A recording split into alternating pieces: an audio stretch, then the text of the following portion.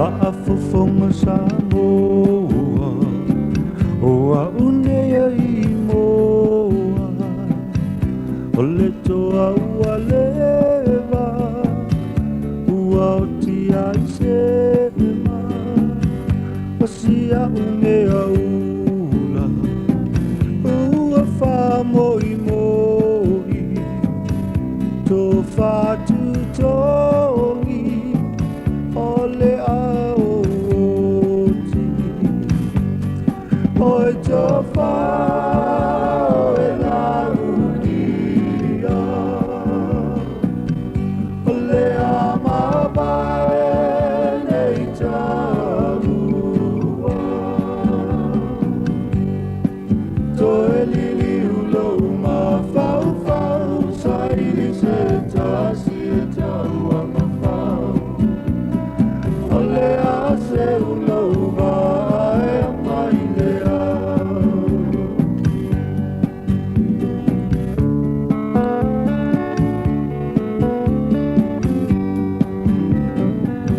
Ai ngai le tai Ma le ulu moema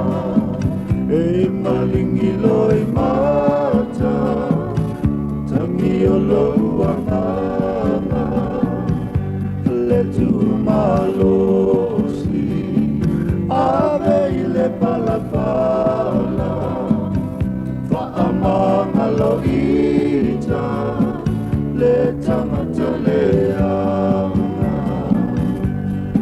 Oi tō whao e la udia O le a mawae nei tāua Tō e lili ulou ma whau whau Saili se tasi e taua ma whau O le a se ulou vai a mai lea O tō whao e la udia O le a mawae nei tāua Tō e lili ulou ma whau whau Saili se tasi e taua ma whau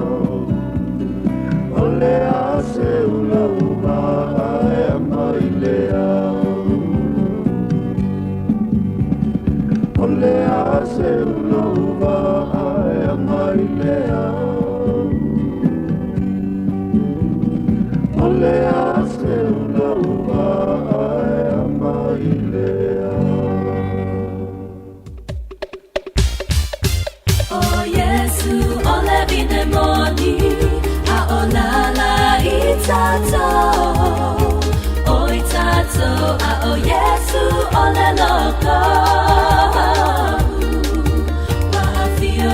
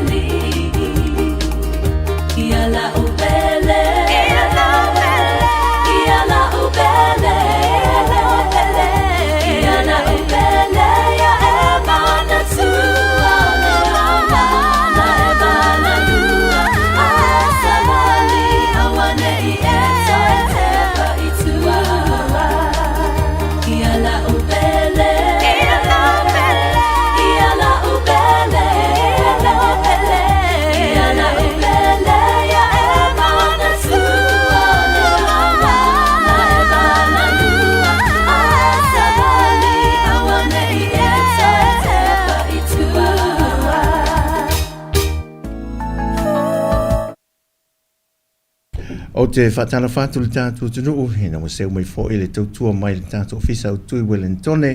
pori lua ia i le tātou ofisa i nei Sāmoa i le teiwi māsani le amtango neva yaso, ia i por kalame al tautua al siu fonga le nomoa, ia por le Sāmoa Capital Radio luna ofisa le lovai e pia nei. Ia, whaatalofa te le tau matea ia le amatango neva yaso i fuafanga malasanga, ia mai se fo i nisi o tātou tunu sa o whale so se whata whaitau langa o tofu manuia i tu langa whale anganga, ia wa tā o so elwhai ngā malanga o le neva yaso wa amata sa walia, ia e matimate fo i tu langa o lui tau, e whia ngai mo le tātou tunu, ia wa o le fo i wā ngai tūtem whia mga aluenga māsani, ia mai se o su e ngā le whanau leo tau whai wiu, ia wa o le tūlanga nā le wa tātou wa ngai tue, wa tā amata fo i na sui ula lantou ia ma whai wha solo, ia, ma sauni le tiu susu lantou ia mantu e wha ula whanau, ia o le a wha uni eina nei tau sanga, ia, ma natu o le nei a uli na was fuma leona minuta te le tu lai tasi, ia, wa malo tia fo i le tātou ofisa nei le tātou Port Kalame, ia, te teimi whaailu fo i la ua wa whaatasi mai, ia, e maise lava, wa tau la i le tātou Port Kalame le nei aso, i le tūlanga Vavaia ma le tele o Port Kalame le soifua maloloina whaatalitara no fo i le tātou minister o soifua maloloina. Ora le tele o le se leni, whaitau miliona o si tia e tātou ngase mo tong stinga tunu i whafo. E lei whaapea la le teimi o tele o aso ma tausanga o mawai. Ai ua mai tawina le tele o le whaamai wa awhiaru tātou tunu. Ia whaitawina o le ngase o le whatu. O le ka nesa le ua wha o popo lava le fwai numero o i lato e awhiai. Ia tu mai le tūlanga o wha mai le pipisi le suka ma le toto maulunga. I ua wha tele ina le fwai numero. Ia tu atu fo i le ngase fo i le leo o le whantu ngao. Wha mamā le toto tu lou. Ia ua tūlanga ia. A ua toi tau napana. A lea tātou te le nofo la ma le tūlanga o levo le tātou e loa o onga wha soi fua maloloina. O le whai o se ngā luenga po se wha malo stinu. E wha o popo se isi aso, a o se tau mawha pā leni foi. E o le aunga nā le Port Kalame, na uwha atasi mai sui. O se wha la popotonga wa lau i lo, te lo e leo toi tau matea i a le wha la popotonga ne a meise le nei a kulupu o le sumpara Sāmoa fitness. Tele la le au mate tua le i, o i nāne u tau la i e si ufonga le lau mo le aso le nei. To tele o i la tau e mate tua. Mai tau vole to tele la tau i wa afia tūlanga o ngase le pipisi le teimire nei ai maise o le anu wantu le whaasolo maali liu tu lou. Ia e le waa le 5 ono sfulu so la to tele. Ia malano mai foi. Wa tele foi numero i. Se au si ia nisi tausanga leo le valsful fitus fulu valsful whaasolo i lu. Ia ai e teimi, mai au te manatu ai, ia, whātalo whātu le, te tai o le, o le nei kulupo le sumpara Sāmoa fitness, ia, e whionga ia uitulangi, ale mali atoa, tau alii, le lua tui sa emo, ia, e mai se fo ia le vaenga o lo tau la mol whaalau ilo ino nei Port Kalame, ia, le tō wha, ia, tai malei yutu, tai mali e utu, ia tu lau lava fua tino muli ang tele a wai. Ia, o leo whaatasi mai le nei aso le tātou Port Kalame, tu lewa no nei e lua fionga. Ia, whaalau i lua i fo ia, whaalau tele ia le, ia lua fionga, e me se fo i lua vaenga. Ia, ma le tātou kulupu le nei, ma le whaalau le tele. Ia, o le nganga e tumu le whaalau alo e. Whaafeiloai ma whaatalofa i nei fwoi vaenga o le aso i le whita i tunga o le mamalu si o tātou tunuu i whiau mga luenga e mai se fo o le whita whaafongafonga i lanto lo whaia le whaiva o le tā puai ia i stonu o ainga i wale alo whaiva si o tātou tunuu i whiau mga luenga o le nei aso ia e whaafeilo i atu fwoi si o tātou tunuu nei ia mai lava i maunga te tele se i o i maunga iti, me lawa li tai sama o le tui manua, ia, se ia pa ia fili ma pule tuu na ta wilo ai manua malo, ia, a whapea fo i se whaata alofa i le whita whaafonga si o tātou atunuu, ia, o loo tā pua i mamau, ia mai atunu e mamau ia iso se tafo le atunu o lo no pia iai ia ma fenga i matiu te ma faiva e pe ona fenga iai ma se fol fata lo fai lo fionga ia o fai ma fonga o le porkalama o le Sāmoa Capital Radio ia ele nei vaenga o le aso ma antou te ma o te fifie fa whailoai ma fata lofa ia ele nei vaenga o le aso ia o le ma o mai ma le flainga ia taima le autu o tino a wai ia o le to fine fo o lo mātou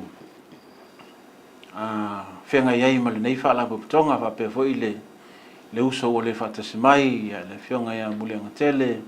whainu le lei James a wai ia i mātou nei o lo tai uru le lau o le komiti o le whaala puputonga nei o le Sāmoa sumpata Sāmoa Fitness ia e pe ona taula mua tulanga o le whamalustino ia ele nei fo i vai tau ia o le o mai ia o le nganga whaaftai le avanoa ua tu ina mai ia o maua i fo i se lau e tātou te tal noa ia ma whaasoa fo i tulanga o ia o le manau mia o le nei tulanga o le whaamalustino ia ele nei vai tau o lo tātou ia i telo whanai o le telo whaamai e peo na saunoa ia i lau sunga le whonga le proklama. Ia, tei male autu. Ia, whatano whatu. E re toi pōma le ua lau i loa ia lau whiongo i lungo o peng te wha i langi wha lau. Ai misi an wha lau i loa ina ole. O le vaenga fōula o vai atu ua tō sina i eile ma maro le tātua tunu. Ia, a waire. Ia, o laso. O laso o e ia manatu le mele ua o iele te mine. Le ale foi numera le ma le tūlanga. Whawhiawhia ina o tātou tangata. O sui a wai, ne wai ai. Whawtai mo le whawhasili ia nā ua mana whaatalo whātila whionga ia tawali ia bea fo masui o le ma tupo kalamene ia ai o se whiwhianga whai whiona ma o mai e whaasoatu fo ia le manuia fo ia manisi fo benefiti o whiona ma o fo ia le mato sumpata Sāmoa Fitness. O se tuolanga le leila ba ma se vainga le leile ai le ngata i le tele o lo lofi atu. Ia amazing results on further matter va ai ta sina impact le leila va o se mea tamu whainga whai. So se mea lava mas wha mamuenga i e sura taunu unga ina i tini manuia. I o le ala foi la le fi whai loa tu iai. Mai le amatanga pe sa tanga foi le fionga ia. Na amata mea tu la iti temine wa matua i wha atu mulia watua i tele lava o le tupulanga talavou o le whanau ia e mesi la wo o lava i naitina matatua matama matua wa matua i saumotua i le tu e tu se avanoa ia a le tūlanga for results o le matua manai lava since we start this program sa matitilo ini vaenga in pona whaatanu ai pe oni activities like challenges le la lewa whaatanu o le matua challenge lona tolula ni from the previous one we had ia okani kilo sama fai ona lusi tele o kilo sama fai ona lusi fo ie na lato awai fo le pokalame le la fa awa wina nei temi e matua fa awa pia ma matua talitonu o le tasila benefiti le lei mo se tatu atunu e mesela bo tatu ainga le tatu wa ai le tele o fa mai le tatu wa ai mai na tau sanga le fa mai compared to nowadays tatu wa ai yeah Samoa is one of the countries in the world in Matua Pacifica Matua Enumera Silia la Valea telo tino puta e mesia ia tūlanga fa mai. So and that's another impact o matitilo ia ine mawhaino so swani so tatu atunu. Ie ala la e vaenga ia. E tala, o leo te mai tauat, o lea se le whatinonga le mele e te manatu e wato sina atu ia ile. Peo musika ele si melo te vai atu ia. O lea le tu ainga, o lea tau e mai tau, o lea se vaenga, wato sina ia ia tato atunu, ia i lanto i sui awai. Leo whatasi e mana i o le mea, Nā lo, au tai le. Sili lau whionga le whonga le prokalama, ia. O te whape atu. a mata lava ye mātou lo tai mua ile le fa moi nei le nganga foi le lo le fa wo ia o le fa masani ia ma le fa ti nonga o le fa malustino lo mātou ngalu lo i tai o tas wai pe on sil fielo fionga o nei fala mo tonga ia o te lo ilanto ya wai o te mo mole fa to amatu fe lo ia ia o nei fengal ngale inga sisila ilo sunga o matua o pe lavo ni uso mni to fa fine ia o pe foi o se ainga o te lo te mi matu te fa ngale upu ainga i lungo matu group chat matu ainga o le sumpata Sāmoa fitness e pe o disi na vaenga vo i o lo matu tau fai atu ye o lo ye ya fianga ile malu le tunu ye o fa ona la tu to sina mai ye me se fo le fati nonga o le fati nonga o nisi taimi e pe ona sauno fo ile talainga ya tai mali utu ile faingo fiel tau amata le fa mo mo sa ye ni se uso ma to fa fine na lanto amata mea ile nei por kalama taua ia pe tai e la valu tau il fa nga solonga me fa pe nei wa me mo le si vaenga o le taimi ne fa ngo fie le usu tai le lima le tai au o sa fetu na i fo e muni au le tu langa o taimi ma vanoa ia o le afiafia tele tu ngia ma tu langa o nga luenga e pe o le tai au se taimi le foi lele o lai filesil ma fau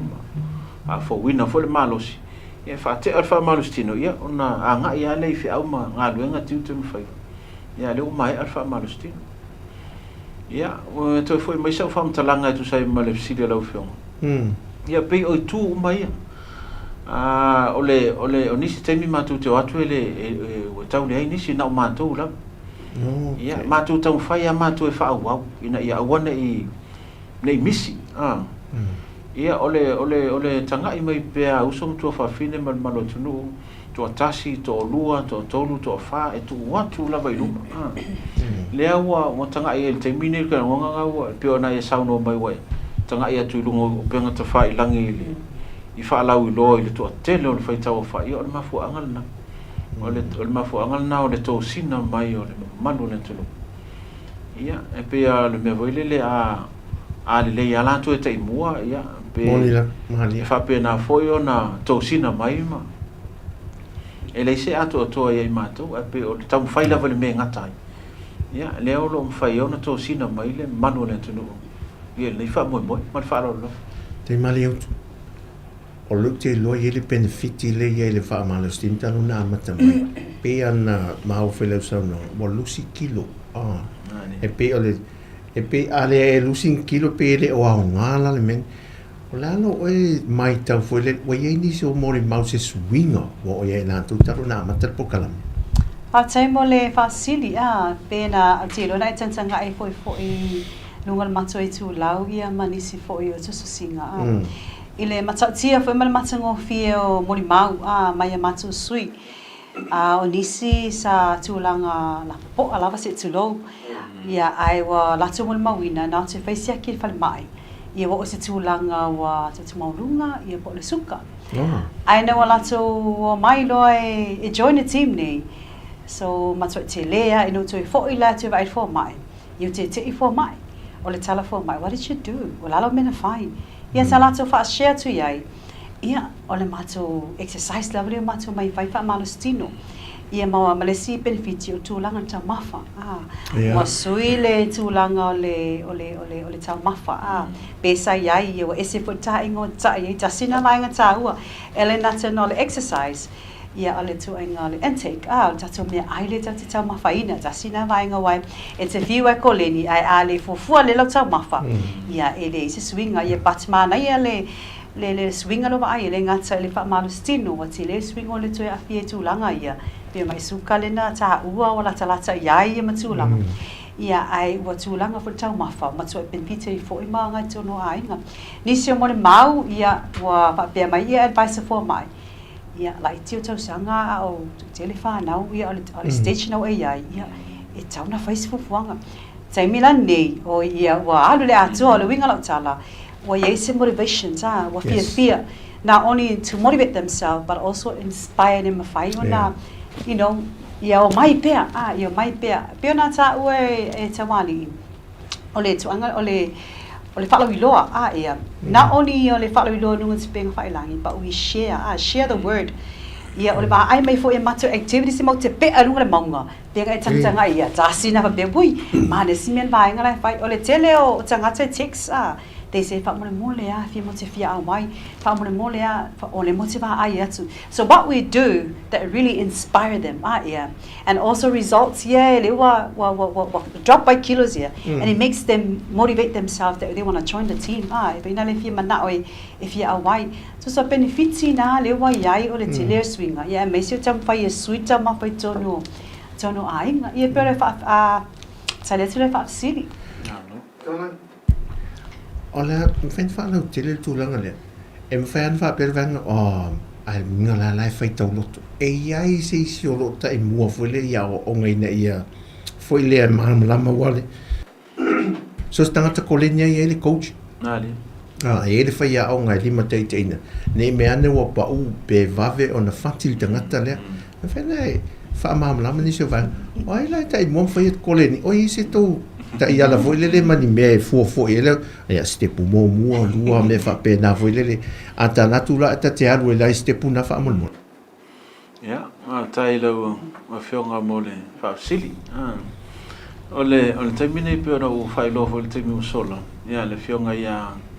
muli anga tele fa no le James Awai ya ole ma to coach le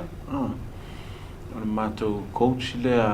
olo ia fa foina le mato challenge le temlei ia olo ia foi tonu ole vaenga olo instructors olo fatinoa le o ia le fa moile tono ia mai lanto ia lead lanto ia lead ia lanto na lanto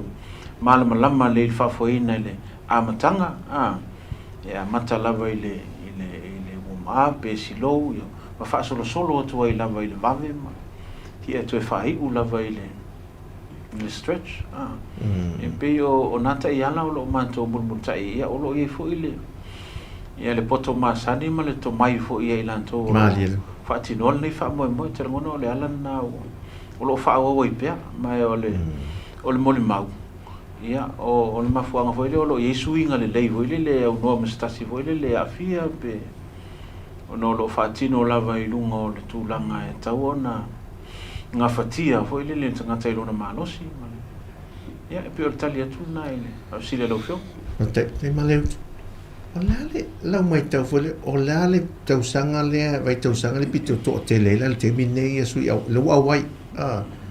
wai le tau sanga fo le pito maa lunga ana matua le iei ia male tangata pito lai titi o le to te le mo inka le sine le pokalanga Fatsema fatsili ole pizza matua le mato team yestinale vitus futo sanga ole alu ai ia motivala ata uala wa mama ole alu ai mama ia ta ilo fo ila vaenga le ata a matelo ngatunu ile alu a tasina mon mawola le tinale le matonu mato se ta uswa fo papayanga mtwotsu ia pole tua a fo ile le fionga ya tawali tasina fa te inga le leila vai tonu matoti ma fa so solo te la le age la le 40 fast food anga I lunga ia malalu le au tele vo ia piol mato le le fa na la I tila fo tonu mato the age of 15 14 ia la vai tonu mato the youngest tonu mato team ia manai fa na la valo fai ona atu e join ia le foi ia le tatu pokalame ia po tatu fa malustino ia pe o tulanga fa so solo tu lai lava le au telavo alu lunga tau sanga tolu sfulu na ilunga fa sfulu ia alunga ilunga ia pita matua na yo le fitus futa sanga la le o matua ia lu le atua le misi la tulanga le fa o le ma o pe na sa no foi tulanga o le al fa tasi mal tau mafa pa le ni por fo fa tau le le tau mafa e wa sa le le o le mau ngol te mi ko le ni e sa wa to e fai le pau no te lea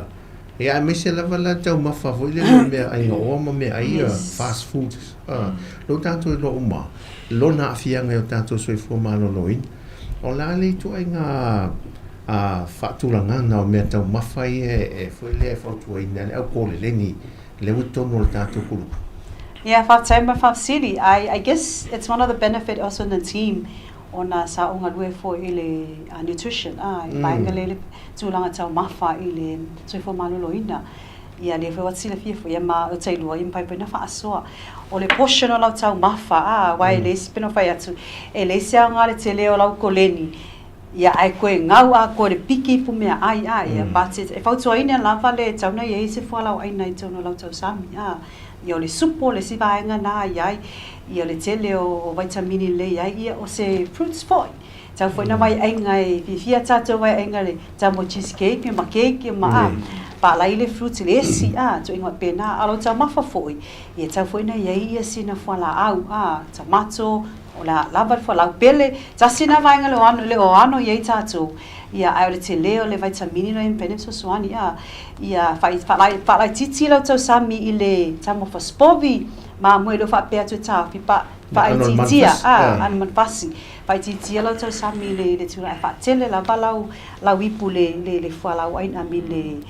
fa fai sua vegetable pe le portion na lo tau mafa ia fa tele le fa la wine ia ona fa solo mela ia le sina tama miti lava le ma fai ona pane ia ai lo le fa tele fa spovi ia ai fa la titi ia le ia le vegetable ia portulanga na impene so swani ia le lo tau sami ia i lo foi fa paleni ia lo tau sami tau foi ai sina fruits te me vai enga tau te le tangi se esi po se pear po le strawberry but we have esi la ita to esi vai una avoka tasina vai ngalo tato le tele vitamini le leila ai vitamin C so swani o tato tino le toto no fai no circulate ia le tulanga le toto tono tato tino le ia me se foi a le lelo tama fa pale ni fa pena foi ona le ia la va ai lo ma fo fau ma tulanga fa pena pa leni le malo exercise ia wa uma upu e pe me ale le tanto te o ina tanto volo se fa tangata yes o le tino ma fo fau ma le anga ia a toro le sai ko le le au ta fo le mai fa fia o lo fo le ma fo fa ai sa fo le fa un fa le te lo te mi ma mol ma la se talan ia se me ia de wa te mi fa tu la ma le fa ia ma lo ni si fo le o sa i mai fia mo se fo ma lo wa te mi fa ti no fa mo ia ma lo va tai lo fionga mo le fa sili o le taimi le whaatino, le whaamalustino le lima i le tae au. Lima i le tae au i le ono, tasi le tūla. Mai lava i le asonga fua se i o i le astona. Taimi lava le nai whaatino i le exercise, le sumpa. Ia, tasi tūla na le tae au, matua i mato, mawhape atu matua i lava matutoi. Lava matutoi. Ia, ese mai la i se mato whaatinonga e pe o leo lungo le maua. O e le whaatulanga le mato coach. E i temi pe o astonai, a stofi, tulanga pena, savali tuana i mato. Ia, ma le savali lungo le maua. Le fiafi le? Ia, le fiafi. Ia, a le whaatinonga e le tae au, o le porkalama, o le whaatinonga lea. E le mawhai ona misi. O a lava isi a mato whaatinonga i le fiafi po le savali tuana i mato po le savali le maunga. Ia, e le mawhai a ona whapea wile le a plan e savali le fiafi ona whaamisi leo le ani. A mata lava le tae au. O se mea wile le pi o se mea tu mau lava le whaatinonga le lima o tae au te tasi anga i le ono. Whai e le sumpa. Te maleo se a maia sautala. O fea la no fuang. A wale le lo de nis. O se feso ta inga fo se no mero po se e meri fo le la fo a wala la fa ala wilo e se pe tu lungole. O pen te fa langi mo te te fo le wata te lelo. E dem fa ta la tu su sa o le ta te fia mo fe no fuang. Ia la fo le so ta inga ma tu langa fa pena. Ataya mo le paapsili ia pena Tautua e tawali ia le taimi le lima ia ai o le nofango lo faatino ina ai le mato faamoemoe ia o ile le holi lo tupa i le ekalesia iskirisu lo pa yosa ngatai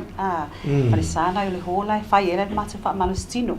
le ai au tafo so o malisi twaile na iai so te fasanga e masiosi so e so mo fia la vaenga na fa tsa nu wai ia le mato fa mo ia o ai la fia au wai ia te tsala le vanoa pe te au wai le kalesia whether you're a member pe le te le au wai pe mato e kalesia e te tsala le vanoa you are most welcome to come and join us ia mai e fai fua foi atawali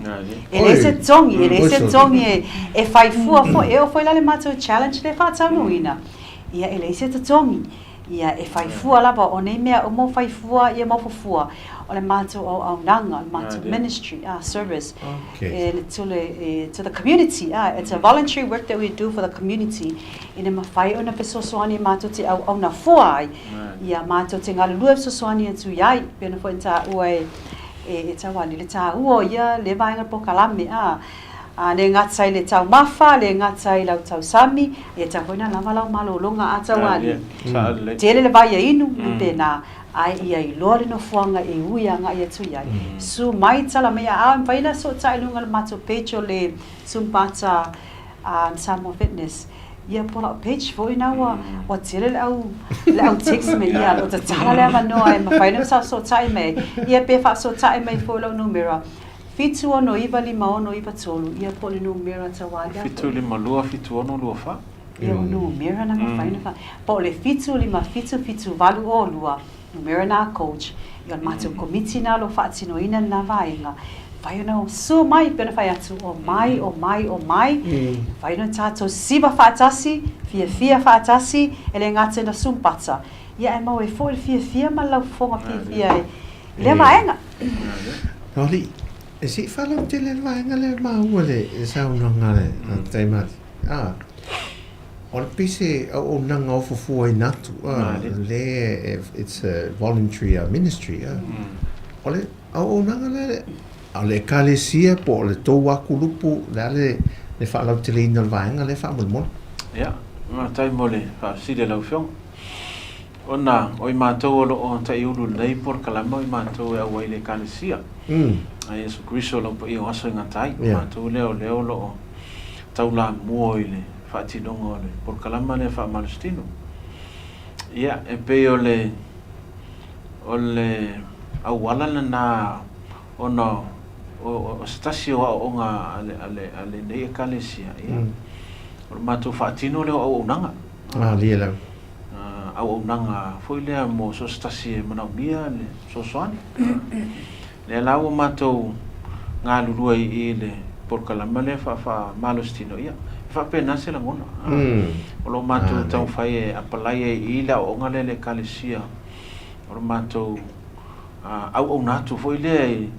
i le malu le tudu so stasi o fia mo le ia vano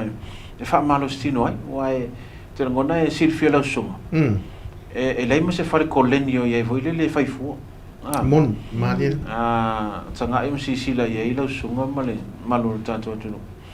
so se fale colleni la vai e lo tu be tongi na fato am failo na ya lo e te fa malostino ali ya te ngona na o i ar mato fala puntonga le mawaile e mawaile fa malostino voi le polo si va fuori o no si to ai te benefiti voi le ile mawa yo lo malo si mo so fo malo lo ina nei e pe ole talia tu le fa si le no fo e mali nei te wo mawa tu ma se of voi le tale fer o le ai se fa tu la lo te tau mala mala male o le te mala mala mai fo ile tu fo i tanto no o le hatu langa i la i foi le katu ia pe faialo ta so foi tu lo ia sulu ta ia foi le tu langa pe atangier fa alo foi le se fa mam la mal vaenga le nei pana ia le fa siri ia wale wa tsala la no te su mai ia te le mam la mai man so oi le kalesia ia na i vola ia le fo mai ia mo te invites for But at the same time, ia mātou te toa tu foi se musu I talinga. Ia whai mai lau ofu ye, ofu le loa le ofu la pai sau miti afu le whaatanga ina ia ofu foi nare lima pupongi ofu ngata manama se tuloa. Ia ofu le manama lo miti afu le ia malo ofu vai, sau le te ofu ngata, mawhai nawa lo le ato I ngā la ale ali matama I tae tina matama Sāmoa ia wawhi loto ale kalesia, ia mai loe fo ia o la lava, ia loa fo ia tato tum tato wanga whaatara le, ale ngata lea ia oe marteni al Sāmoa moni lava, ia tūlanga na ia ofu melo miti afu, ofu vai ai pia suma piso ia pia ta ia pula lava, se mea o iai, ai tūlanga na pe sumai, ia o tūlanga nei la mpena whaatara waina. O fai o le wala au le wala au no va ai tu lisia so ai tu lo fa o mei ia o mei I le me so fo malo loi nai ale o fa te dia tu le pulenga ia mai la to te yulu nei fa moi o fo natu so se tas ele mo na o le kale tangata so se tas alo manino so se sila e fia mo le fa po pongo aso lo wa o le koleni ma fa malasi we fa po polisi aso tasi so fua ai me se ia se tau fo e tuai I le telo ma a wa le watu lungo tau sanga ia le fa po me fo na me tinga le tin a le la ye le vaenga e tau ai ma mo we pe la va ma lo si pe ma na fa na vatu le fa so la wonei pa le ni ma fo fa tinu ai si di fa le anga oi o uma me uma e le to eva va lungo le Facebook ma na a do atu la ngofele na focus level so fu ma lo lo ia ma tau fa I titi o te lori ia te olo o le sim a olo na pule le tau maf o le a fa titi fu tu pe alu ni me tau maf sa o le tulanga sa o le la batulanga e ngata le fa titi o le tupi ai o le mindset se ta o le ta uana o le mindset e wala le tu ta ia tu la le fa tau sfale enga ala kala me ai la se tupi ia but not only that ia ole upule e silo fifi ai le fa malusia consistency ia fa wow fa tu mau one uma le pokala me uma one uma le challenge uma ia fa wow ma ai bea ole benefit te le la vale na ina ma finance swani po ia te tato uma lava so it's a moderation yes o le mafo faule me ta un fai ma fifi sa ia o te manatu so wa manino a to nei me o ta to ye mai mo mai faf ia o le ta wole na no fo la to le sum panta Sāmoa ai su mai nei saula sa iri ne ta to fa lo awai e te to e fo ia tu ma o ia mo ma na lo mana io fa te le no manas o tama foi e lo ia fai a o ngai o la tu e fu le le exercise man musica e le matua lo so e fu le bala a le fa fine no ten savali le fu le matua lo so e fu ai se la tite fu ya e falling na tite foi tanto tu la galana ia wa e umai fo wa to lungo market ia wa vai na o te le melo te fet ma ke online la so tsang ai mai e tsa ia o tsa titi tsa le o ia ia na wa pauta nga me mo e vai to o to ma lo si vai me te no telefone e o te fer wa mal telefone o le la mal lo mo ku ai pela tsa po le lo ma tsa titi tsa le melo o ia o le ta o le na fa ta no nias ia mai se vai nga fai we si mo le foi se fa mai el tanto po kala me le aso e fa mo e si te mi tanto to fo la foi ni so vai e po se si la sang o la atu ia mani manuia ia wa fa ni ni si so fo ma lo no to fa o popo ia to e se ni so nga se sa tau amat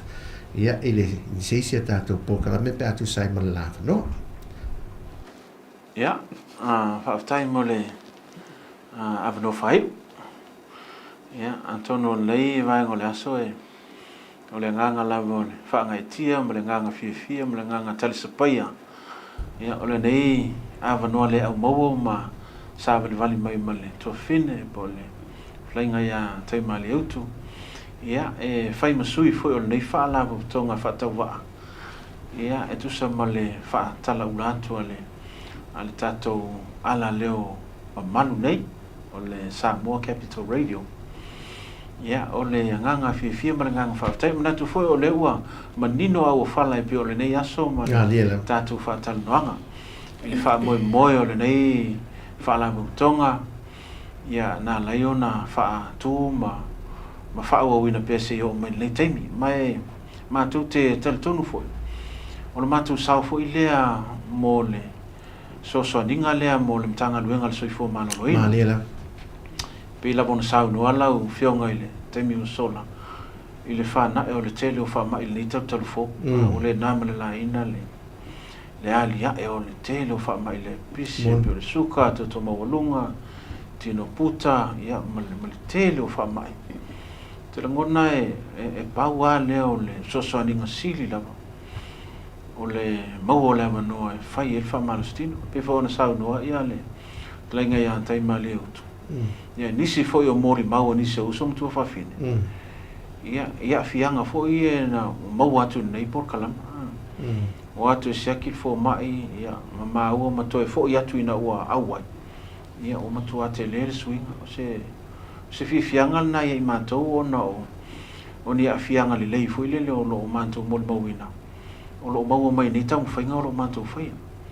Mai o le mātou tatalo, ma le mātou whaapai le manu le antunu. Ia, pila mo le mātou wala au e pio na sau noa i lau fio. E whaai u lava le mātou whaamalo stino i tai au umalawa, pu o le mātou wata, ia ma whaai u le mātou wala au. O le na wala au, ia ele o whaapito manu ia tasi, ia po ai, o tangata umai maa ua mai nei wala au. Mātou wala au, nisi taimi mātou te whai ngoina. O le wala au o le alofa. Io, e wala au i pese foi le sai, so io, le wala au o le alofa. Io, nisi taimi mātou te whaatala sua. Ia, o linga o loo moli atua, i se whi au tāu. Mo le mamanu o tātou atunu. Ia, o le whaafonga tāpua i foi o tātou atunu o loo i. So se tafo le langi o loo maua mai nei. E nisi taimi e nisi whafo o loo. So tai mai le. Ile tua fine. E nisi taimi mātou te maitauina i lungo penga tawhai langi e fasili mai. Ia, o lātou momoonga, o le hali taimi e tu vai Sāmoa. Ia, o mai loa mātou te whaamalo stino. Ia, o se whiwhianga sili na. Mai o loo te lela wano, o le hali taimi tau te malanga mai e Sāmoa nei, a siasi mai, ia. O mai tātou whaamalo stino whaatasi. Ma wala wano e whaalalo aile, suka ma le tota mōlu. Ia, ma le tele o whaamai ua a fia ele nei tau talfo. Ia, e pe o le mātou whaapai atu le e whaatai tele, tu e whaatai atu e mo le amanoa, natu o le a avea i ea manoa whaapai nei mo lumanai, ia, mātou te sāpana vana mai. Ia, ma tātou whaalau noa pele nei, whaamoe moe a wale, ola ma le soifua malolo ina o tātou atunuu. Ia, ma tangata lau tele nei whaiona, maua pele malosi e whaua waitiu te mawhai wei tono ainga, nuu e mese o e kālesia. Te male utu. Na ana toe whaamanatu ere i whaamai al tātou pokalam e no whanga numero telefoni ma se e-maili e to moi lantou i pe a whaapere whato a maua mai le tātou pokalam e nefyafsi. Ia, manatua, pēna tā ua, o mai, ia o le lima ni tae ao, from Monday to Saturday, lima i le ono, mai le aso ngafua, i le aso to anai. Ia o le nofuanga, ia o ilo tupa i le hola le eka le sia, i sikariso a pa i o aso ngatai, i o nāli na whaatau nui na ai. Whaiona i mili mai, ia le mato i mili, ia pe whaanga mai whara i mili fuatino@gmail.com, fuatinory@gmail.com, ia po le lunga fo i le sumpata, Sāmoa Fitness page, and whaina e message mai ai. Ia po lo page fo i te message mai ai. Pe te wala au me fo i lau numera, fitu o noiva, lima o noiva tolu, po o le numera. Fitu, lima lua, fitu ono, lua wha. Ia, po le fitu, lima fitu, fitu valu o lua, i o numera. Umalawa nai, mātou komiti nei, ma whai o na mala au mai ai. Wha maui fo ai, e tala lewa noa. Tai.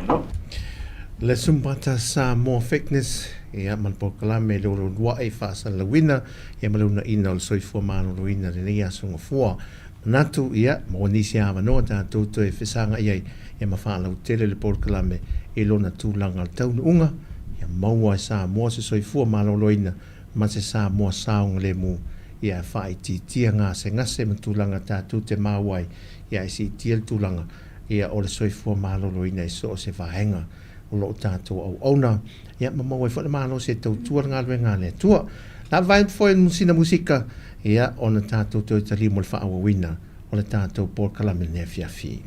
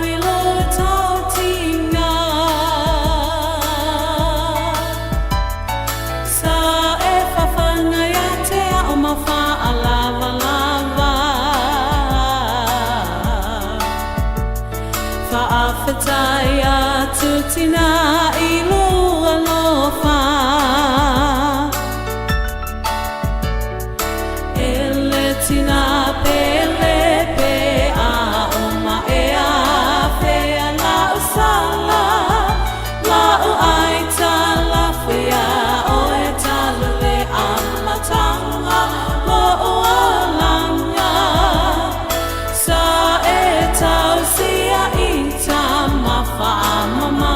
o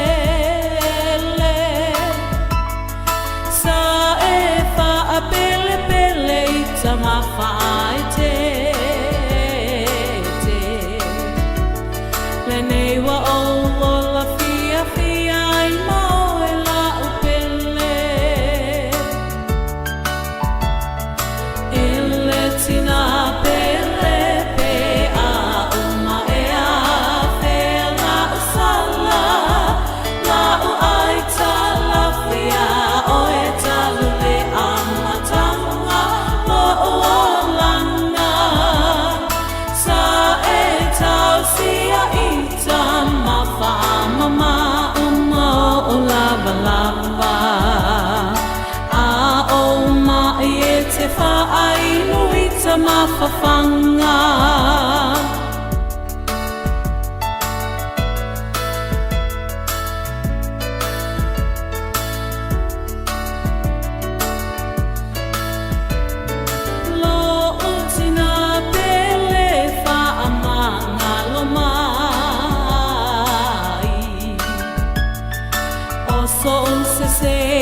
te oea o mea sawhai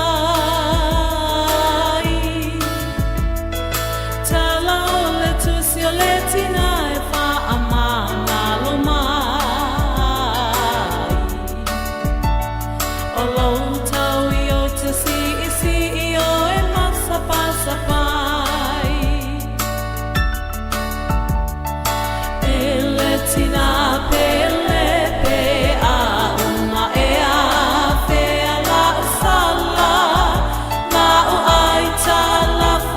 te oe talue a matanga o langa sa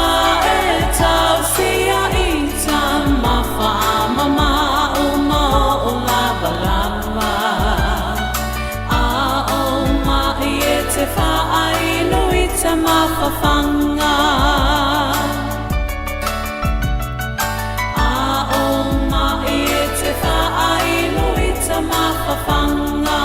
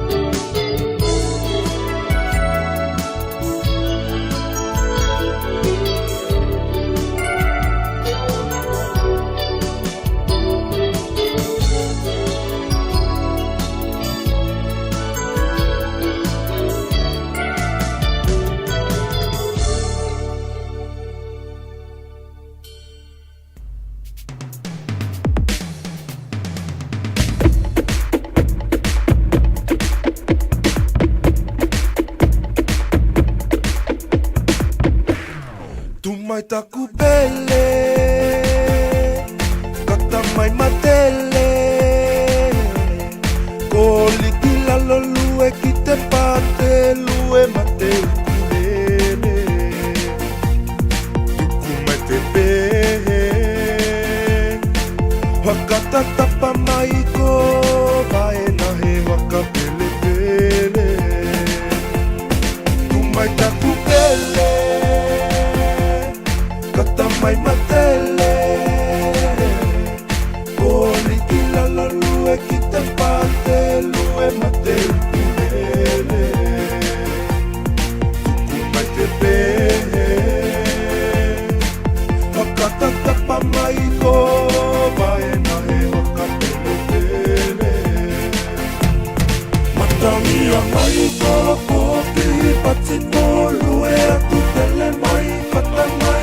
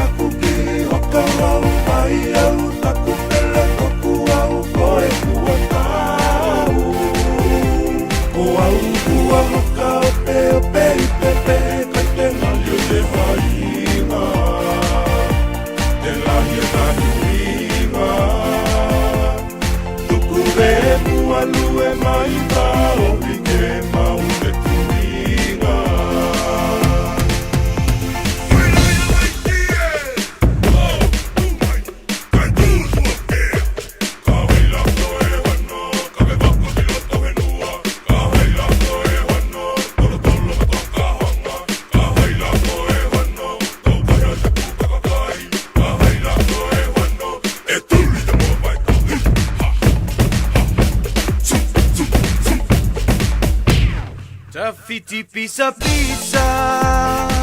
le poula mataina, le songa imiti mimita la le ualo ane ona faeva, le tau poula usie, aua le siva usunga osila mio le atu, e pese Mako oka ota, awale si o mai o na ole au mai moa, ato pati pa umu, no posa o mai lunga lo mai aloa ile tau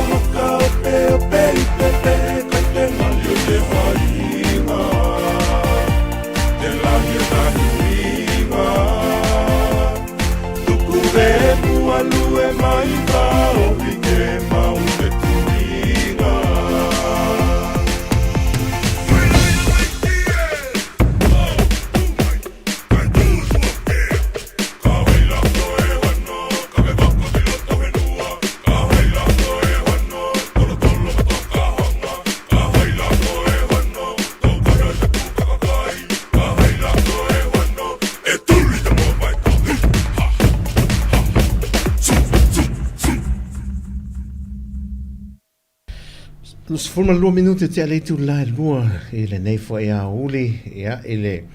proclame fanga solo il tanto si fon le mo ia ele no ofisa e la no vai ia pia nei o te fa malo la val tanto tu no ono sai tu te ngalo con dias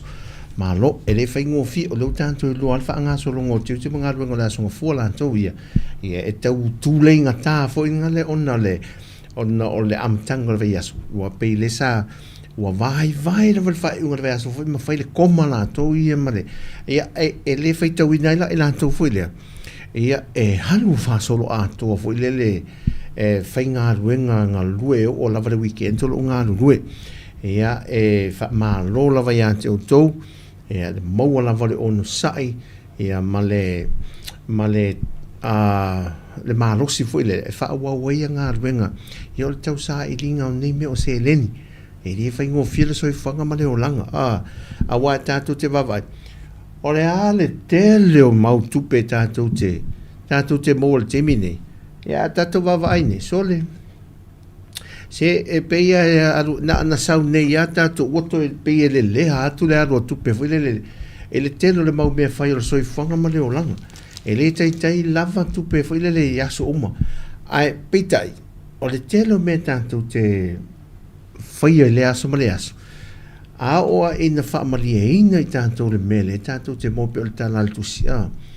o ina whaamalia tātou i mea tātou te mo ia le whamele tusi a ngata i nā mea tātou te a nau iai ma lava le nā whai ia whaamalia ina ngō fio tātou soi whanga maulanga ia i mea tātou te mo fo ina mea le atua man tō whale te talo le le fo i mai mea te tau mo le aso ia e le popole ale le isi aso ma le isi aso e tātou te mo i tūlanga fwoi lele e tātou te tāpena ia mole anga i rono mana i fwoi lele a misena e tātou whanau ia meo le vai aso ia o whasoa soe le tua a tātou toloa i ro o le olanga ia o i nāna whama i le monga maranga oi i lātou te ati manga oia me ia pe a o mai fwoi whafua se i le mariu mo le oti ia tātou o le tū ni mau mea fwoi lele e wale au ngā ia i tātou a le soi fuanga ia a o in fa marina tanto ma fo mewa mau ma fo i me le tu tanto te fia e te nane lau pele te nane o le fa arifu ia a pirikaki e te fa anu atu se malia le loto e pe ia a yesi riva le atu e maua e le mativa fo i dunga le lau la tau ia le suka o le masi mo le falawa mata me fai le kuka la tau ia moa so te itasi e fa fia ina tātou ia ai tātou te wha maalon wha teipea i le tua ia e lana pure wha soa tātou wola ia i aso umai me mana o mia ia le soi whanga ma le tautua ino nei o tātou ainga a misa nei mea o tamaiti e inisi o a onga mo mai tau ina wale ai so le ni wale ai ni su e mini lau ngā tongi o te leo matua mai loa la i pūlenga o a onga ia pe ai sia bole nya la tu lo nga tong ni te sanga o le i o tu yese se va la au fle fatel tele no a se por kala mele to ma mau ai tu ina tu du masa fata se tu nei le tai au ia la wala le o le vaenga le o ta o le vaenga tina foi le foi business a wala mai lalo le tanga be foi tina mta mai tai a tina no mang so tai a tina ma o yo ainga ma nu mang so ta ole mela le mai tau o na to man to titia miliona tala fitu se la mon tupu afetala le fatu pe no pro che ti e fa le ia fi on e uma a vatu ia mai io foi le tato a telefon ia fi anga ia i to tono tato tu o mon fatala no la fa ia mene e o fiela i songi o vaiala ia va tu se fia fo le limu vo le limu ena le limu fo le tau mafa a le limu ena fo le pe la pisia e lungo le tato le sami le alo vo le se isua la le tai tato mai tau le fo le feta fe i o le limu la ena le el pisia la pisi vo le lungo le sami so ale la wo mo pro che ti bo pe le sa fa isia tu no ia le foi na siringia e la o nanga nei ia le vaenga le ta yulu o le proketi le wa fatino nei i Sāmoa wa o mai nei so le o le feta laisa le leia na mola mai sa whaangaina na e au mai whailele ave e to tō whaatasi e tūrai me rei whai. Sa to tō whaatasi la whaangai mo meo whai to tō ina le whai whaile. Ore matua i ola le leia ia, ore tuso le fertilizer. Natural fertilizer la le mea. Ai, wa whatei tai whailai mo meo tonga la au whailele whaisua, peo ka pisi, o kukama, o tomato. Ai whatei te tu, e work. Ore matua i ola le leia, so le la ua. Wa a vea lola le polo keti, wa au mamai e fiongai, le limu lea. Wow, mai foi le fa aputu fa pala fai ma fertilizer foi le fai fatu anga. Ole matua i mane a fika ile tato no fo le boa peso. Vai la le mele sa ota o tai foi le matanga ai tu lo wa i tato nga te fa le alo tato o tato wa al tato nga te fa de foi le. I nu ula i te lei ma fi anga te le limu le. Ia le la wa i le me fa nga i. O i le me fa ma nei te le a polo keti le lei nei mo Sāmoa. Polo keti le lei a nei mo lo tātou atunu. Polo keti e mau ele mea o ngā. E whao ngā i nei e leo taota mene. Ia e mau ai leisi manuia. Ia e mese a tātou whaato anga mo meo lafu manu. A ti na e mau ai tātou ia to manga i Sāmoa nei. E rei whao nango koe tau mawhai whafu. Le sa ofisiri atu e foila ia lea ele tai ulo le por kalame le ne ma batu DJ o sole o le fatalo nanga le ai tani malta mai tai den a faila vai au te tele le au mo tele le limu le au e ma fai a ona fata watu mantola e ma fai fata watu au fai fata anga ia le limu le lo avene me fertilizer ata watu e vai la le si tupe mo wala le ale na fo ia fiong o mo wale si tupe mo wale mai vai ngai vai ngata uai e mo wale ati nai ma mo me nga tato nei lo le tele isi me pro e me fai dise me nga na mo wai e me fo to le to ele ia se me o tupo na ati na ia ai fatara ta faule ma fta mai Isabel fa pena foi lulu Star Wars e fonga lele o le whionga a papali sina leo maltina matua lo mafuta mal pokalame e tua fine a luaiva va lele le mafuta mai e fa pena foi fatala fatu le woia finga o viai fa pena foi i fatala fatu e la tune o e la tune o awatama e fa pena foi i fenga via fatano fa te to mo lanto ye o lunga lan tele le te mia nga I foi le fo fanga le lunga le motorway ina to no tanto fo ye mafuta mai America e Hawaii ma America Sāmoa o le aso sa le sone ya te to sa nga isa ni le uta pena mo sa ni fai o le fiafi ya maloa fa malolosi au mai nei fa mani yanga fo le mal fa te te lang e o le oso le leia na e tau ai fa fita o le lifta ia I le vai aso le fa nga so longa wai le fa ngofia le fa au mai mau me o le vai aso ia e fa nga mai la nei fa mani yanga ia mal fa te fita lang ia mau wai le toa ia ma tau fia I tatou fo le fe au mata ngofia ia mai au ona le tua ia ma nei fa malolosi ne ai tatou sau ninga fiafirna ia ai nei musika nei ia mo fa mai ai no ngā ruenga ia ele ne fiafi le au te vo le fa kasa mai mo taa ia malvivi ingon ne fiafi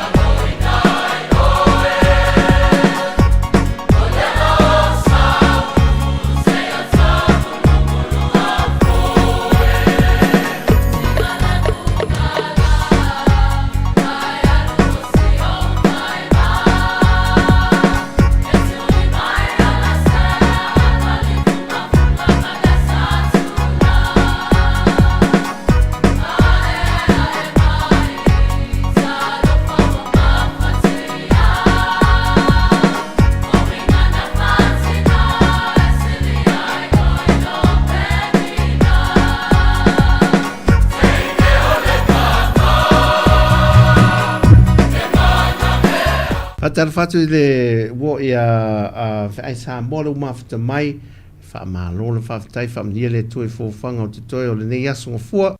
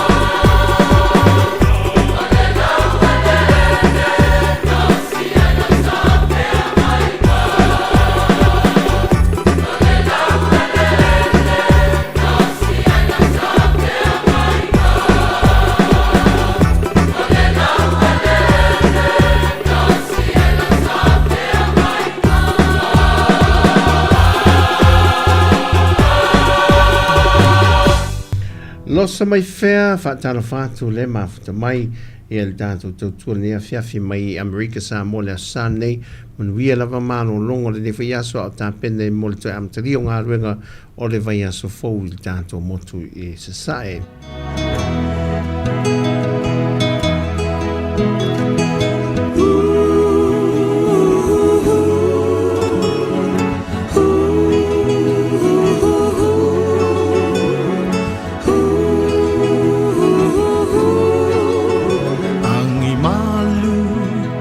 Mai o fisanga o le afiafi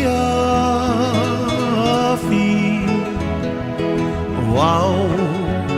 o le langi wa whenga solo ai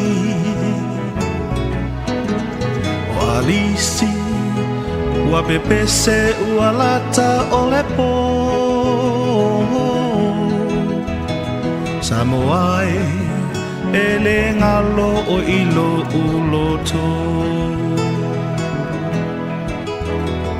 E ui lava ina o no foi atu nu mama sa ilinga o se lumana I moa tai au. Oh, na yo umotu la iti malefa atauva. Sāmoa e numera tasi ilo uanganga.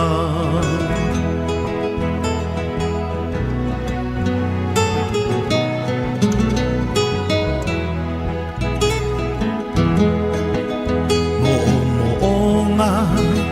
sa molia I talosa anga tano nofo Faatasi ile nei o langa Ole nei se I tau nule faa moe mo Oe Fo iatu faatasi pe ama oe E ui lava ina o no fo iatu nu mama Ile sa ilinga o se lumana I mo tai au. Oh, na yo umotu la iti malefa atawa. Sāmoa e numera tasi oe ilo uanganga.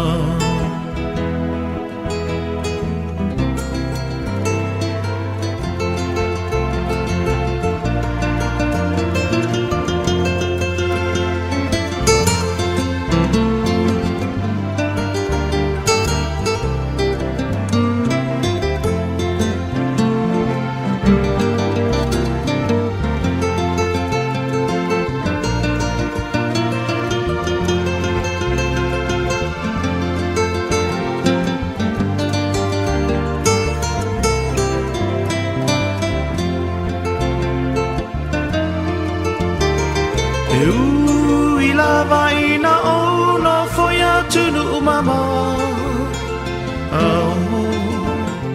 Ile sa ilinga o se lumana I moa tai au. Na yo umotu la iti malefa atawa. Sāmoa e numera tasi o ilo uanganga. Sāmoa e numera tasi ilo uanganga.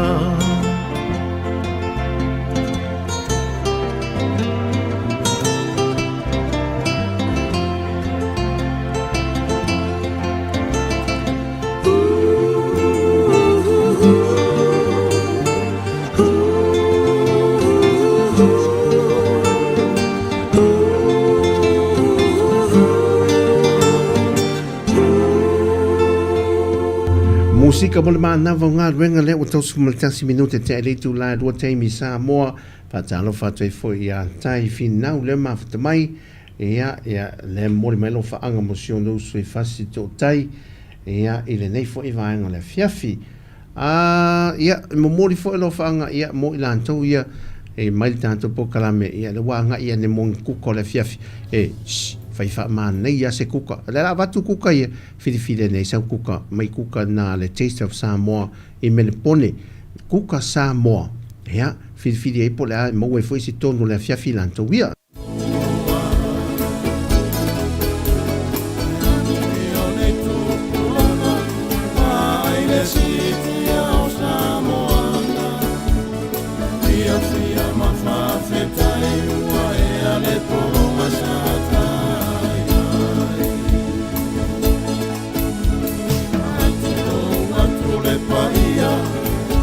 Mama lolo watunu pele Maaya ingata uwasane Faapea somaya namua Kayangu ione tukulanga Maaile situ ya Sāmoana Fia mafafetai Wae ale polo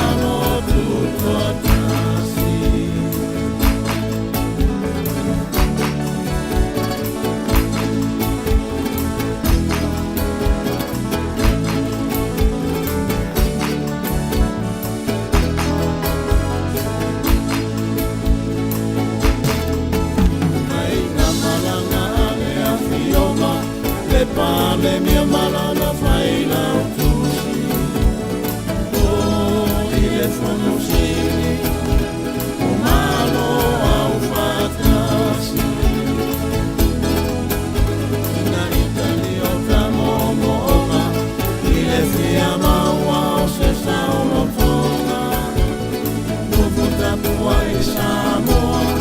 ia foi mai no se me atoa. Mai na manana me a fioma, le pale mea malana fai na utusi. O ile fono sili, o malo au fatasi. Ina itali o tamo moonga, ile fia maua o se sao toga. No muta kua i Sāmoa, ia foi mai ma se mea atoa. Ua inu lele palota, laua fiona mata afa. Ole avea ma pale mea, tai tai fono pata peneta. Tautua male tonu, ina ngano le au le tupu i le nani. Aua o se manuia, se o tamalo tuto atasi. Ua iu le palota, laua fiona mata afa. Ole avea ma pale mea, tai tai fono mata peneta. Tautua male tonu, ina ngano le au le tupu i le nani. Aua o se manuia, se o tamalo tuto atasi.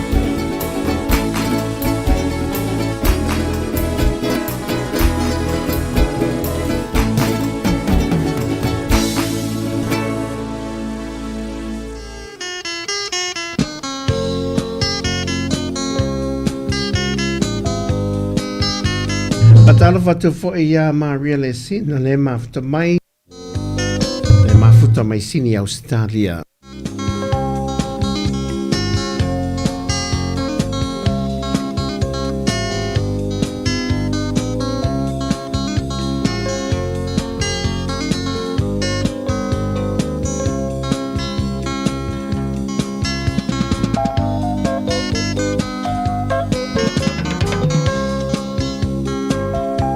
Papatia la ufainga na lai, ile so so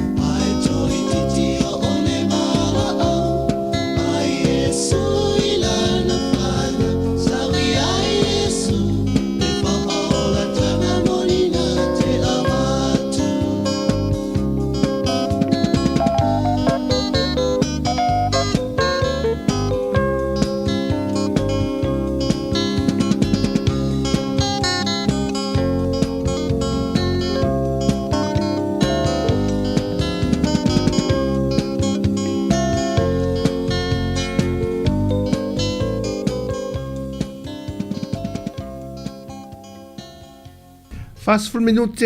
on te eneli tu line lua e te len te mil tanto porkalame ia tanto fa wa ben tanto musica le ne fiafi so o le sua fai al watu mpi sua fa pa la di mea ke ma moe sa wena finga tanto tamale o le German bun o le long donuts ia sa tanto pani popo ia nai snacks masanya tatu Sāmoa. Ia pia lai mo na nai mo uma tatu tamala 20 Morris Street, Melton, south of Melbourne. Ia melpone ia mal tatu tama ia o le talo fu sina talo le fiafi o se tai fai ia fu kilo a ia sa idia ina ia pe fa fu fu lo wow ia numero telefoni na le to mai lunga ia fa so ta ia tatu taste of Sāmoa nai melpone mo lanto uma o le maro tatu no fatalo fatu ia la wama ia le sunga la wama le mafta mai fa ma lo la val tatu tunu tatu mai mo ni se nai va ainga fo le tatu tunu ia ile nei aso ia fa lo fo ima fa u mai nai te mo toi ia ole Tautua mai tatu Tautua mai Sāmoa le nei aso nga fu ole tau le ma nei ana nafi sole ma nei al fa mar mal le tau ia tatu se fai asina tala ana nafila ma nei ia timu e umale lei ala so sana nafi I nei Sāmoa o fa mar mal fele do tau tu mama ai nei la le vela nei la so o tu sa fo de vela so a ole ma nei ole tau man to la le tanto ye nei Sāmoa le tau fo le o o lapta ingo fa ma mo me fa o longa ma nei o le taula patu paolo nei Sāmoa nei tal fata ia pia ma va ia tu fo ile anga itu ai fa pe na foi fo linga lana va ia tu vili ia tu mongole I mano lo le fa solo tu ia fia mal ma nei o le tau ia sa ia de market ana leila na walu na ta mido te ia na una sa ia se fede seminar sa fatu te al vai ngon tanga lo tina ina ile ta no I ta fia ai a foi le tu lo ai a langa botal te mi tu sa ta ia tu sa lo ia ai sa il market ma nei ai o le tato me mata ma ai ele me no mai tu le so for really o te sa tu na o tanto forma de po le tasi o le po le tasi por se forma de no ngal market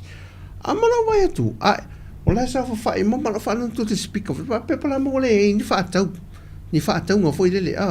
le me fa tau ngo to nga yu tanga ana no fo tanga to foi le ni se fe o to le market ape ai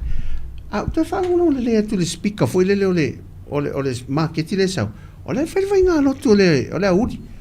o ale me sa isa o lo ngata no lo foi le e fa le lo tu foi le fiafi e ma te pune lo man market foi le wai le fa te pune market le fa fa tau ngo po le pe o la so foi le tala o le por market I se valalo market tuai foi le ale wole fa penana tato market tele le funga le o pe o tele o lola po ana fena matai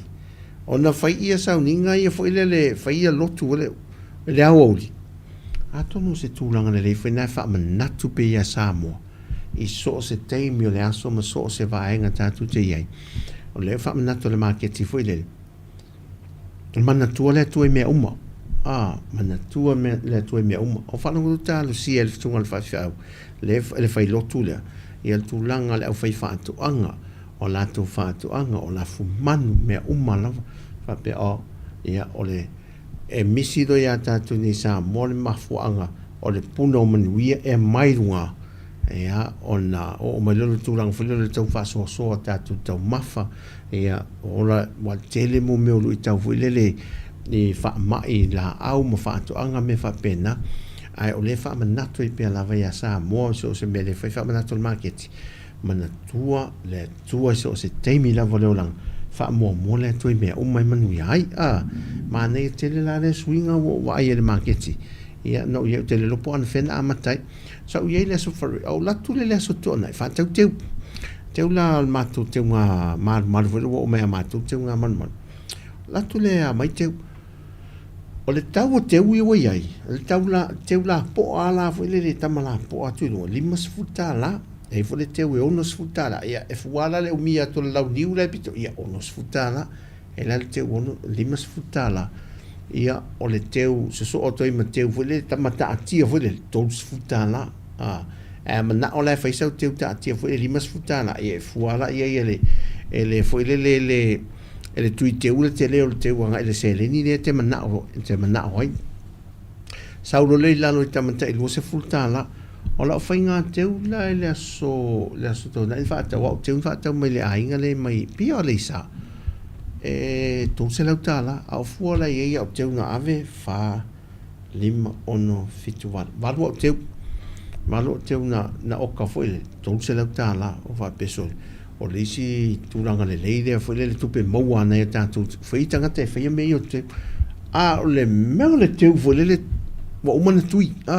i le stona o le fuale le el to telo tātou o teu malu fwele le mo tāpua inga ia sosai telo manu ola mo le teu fwele le anga i melan tātou maketi au le taula nau teu i tā pena mai ai ia pe a whape fwele senti mali tupe mai atunu i nai a tātou fwele le mai ana i o le teu ngā whalesari lo mtua matoin ia po le uso fwele nei ia mali e lo sina tupe na fso soan teu ngā whalesari o le tau nau teu o le teu ngō fil tau teu nei teimi ia no sil fia na si o tātou ainga ia te lea na tātou ia wha malo whaftai whatupe na mai o wheso so ani nei i nei o tātou ainga le tāli mawatu si o tātou tofi Sāmoa palasi tātou soro lo te wa ai ale lea wai wai e lunga palolo so ioe e ia isi lan sa whafurisa le leia ia lea alua lua i tawa e tua ne lunga lea ta foi le tau maftak mo whaavela se palolo me whapena ia panaia o le koko Sāmoa ua le ua tele tātou koko Sāmoa ua toi pa uma le koko Sāmoa le valu tāla valu tāla lana tamane tele ilo atu le tumtum vele atu tongli po tele ilo atu al maari la isi koko Sāmoa saura le sila ititi na ia te avole whātou koko Sāmoa tamiti nana sawa tu sawa nofam wha aoso ma ilunga le koko Sāmoa wha ala mai lumu ai o mi le liman pito ela no lipo ele e fati e ti e lungo na lim ai le itau ko sa mon pito ela fa mai tama koko mata fati fiel tau mais fullu tala fa tu te leari o te tango tu le ai no fon fa asa fa for koko fu le tango wa ai tu le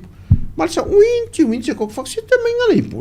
nana watu al koko sa mo lilo la le lo tu pito e lunga so ai kia ta meti ona matua i masa saua ona matua i popoto ta meti vole ma keti le mea nan to tu le koko Sāmoa ton male molo to le ero atu le ro tum mo koko Sāmoa so ai kia popoto te ta meti fa ta me nei au nisio ta meti o mai tau le faita ai me se la mo i le McDonald's e fa nau o le pu le leio ami e te whai atu le whaala la mai lo o isi na o mai tau o luma o le sula whalolo sula e mota e te whai atu lo e na o mai a whaatau mani me ma whaalaro lalo mai whanau laiti ai na whaatu lo e le whaftai e mantua le liu whaftai lava adu ai e to e titi ana i whanau tamala e tau matutu sori e tau le ini mena so tamai le ini mena so e fatu ai sau mo isi to inga apu alo na o sau le isi fune ni selen tu ai ala le isi seleni alo mena le ole sau isi fa mtalanga e te fa lungo tu ele ole tanga maria vole lau e lau fa fonga vole e ta woso me marit ai ela nei fa na una iti e pule le ia la ia tamiti nei e te fa ia tu le ise mea e fa tailava mo mole to fa taile e te le mana o la to lo ona whaaftai whanelei malem toi o le mea lai au so mai le langona o le wala au tamiti peta e luata la tu i e tamiti ia au sile tu tau whaamali e ina no ta lotu ta te le a vere o loa ai whaamali e ina ta i te le au ina le lei o whanau nei e la whanau whapena e wha au so alofa fwile i e lato e wha so i se mea fwile se atu i sina nei si livai wha tau ina i a lato na vai inu fwile lo le a huli pe a posina tau mafu ia e fa wa we la to fa ta nga ala lava ia wa ta pena ma to wa so to wanga o la so li mai pora so i vole mas in fo ale aso tauwanga fo ia mātou nei o miss. O lera o whai ama whai mātou whāteitenga fo i whārolona e mātou a ao ma le mātou whātafa o le pipo ia o le tūle o whailele o le mimilo mea uma o le whātafa o le mimilo o le whāsipa o mea uma nana le wa a mata le vaiaso nei whai a mātou a o onga ia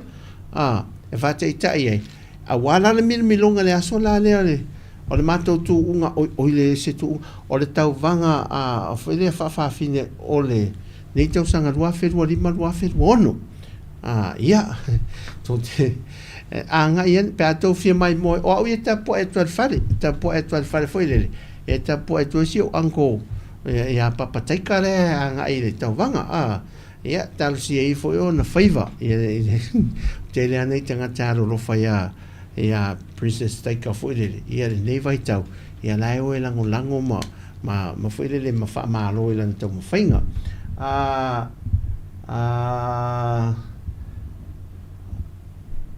La wano le mawhita mai whaatala whaatea au le uso ma lo lava le tautai ma lo fo ia le tauata i le nei aso i te mga ruenga ma lo wha ma losi ta sine uso e viso soan te lor ma nei o lo uso le e wala au mai a sesa ma lo tala noa e mei e whaare le i le tautua te whaafitai a si uso ia se teimi foi ia toi malanga mai le ole mole a no malanga me le fai un tausanga ia se teimi toi malanga mai uso tatu toi felo e foi nei ia pole o ngata tonu pole a la te fai un kwata mo la tausanga a wata pena ia mo me tulanga o foi le leo la ngato nge fa na o le vai yaso nei umai su enga a nisi o fa na foi le universite a mata to ta o la solua ni se fa mai ela stofi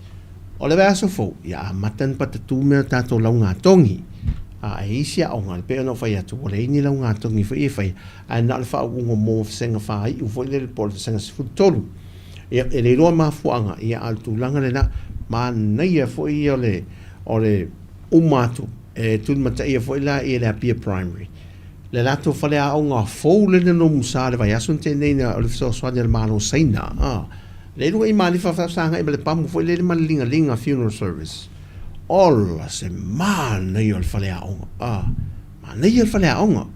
Ia, tālo sia i le maintenance o nei a seta tāua. Ia, ina i tau sia le lei, a altu langa i le vai atu oka.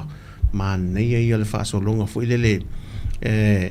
o le lato fui le nei whale aonga. E o le auto vaa i elto te leo whanau e aonga. Mana i o le siu manga saonga le mu. Ia mo i lanto uma. Nā tātou anga i nei musika, ia i le 5 minute le tutoe,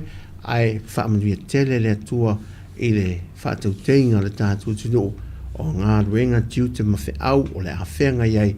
ia ngā le leile atua ia te o tau uma lava. Tau sia le soifua, leo ina so se mema whaamanuia i la asanga uma mfofanga le te talu tātou tu inatu pe le tua mea uma ia tātou te whaanau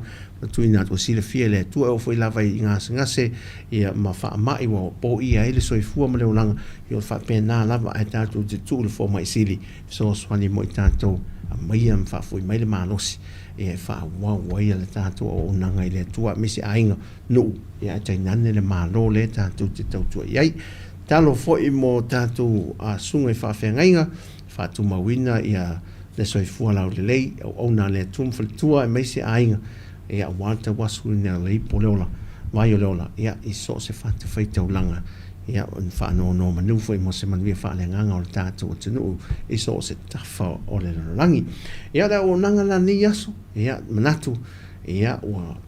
ia ise vaengai tau nei ia le Tautua a Sāmoa Capital Radio mai Sāmoa nei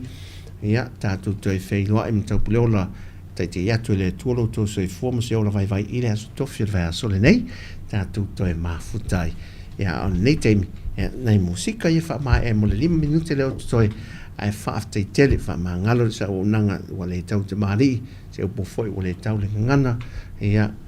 la wha inu le ai nā matua tu ina le ngā ruenga te talo tu foi tātou ngā ruem so soani ia ina ia tātou Tautua ina si o tātua tunu. Nei musika le nea fiafi, ia mai i le tia maa, tātou whaaso solo ai, se o ina mai a le tātou teimi.